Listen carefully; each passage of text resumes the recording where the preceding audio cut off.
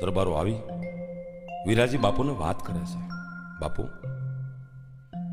અમે નજરે જોયું અને આ દેવી પૂજક તો બધા અહીંથી હાલ્યા ગયા છે, નીકળી ગયા છે, ભાગી ગયા છે. હવે શું કરશું? પણ એની માતાજી હાચી હશે તો ઝૂમનું લાવશે, બીજું હું આવું બન્યું છે. આવું બન્યા પછી ડુંગરિયા અને વાલડીનું ઈ હો માણસનું ડંગડું વસ્તડી ગામ મેલીને હાલતું થઈ ગયું. માથે વિપત પડી છે, વેળા પડી છે, ચોરીનું આળ માથે આવ્યું છે. પંચાલની ધરતીને મૂકી છેલ્લા જોહાર કરીને દેવી પૂજકનું ડંગડું હાલી નીકળ્યું જુનાગઢ પંથક તરફ. ધીરે ધીરે ધીરે ધીરે રસ્તો વટાવતા વડાલ ગામમાં આવે છે. આ વડાલ ગામ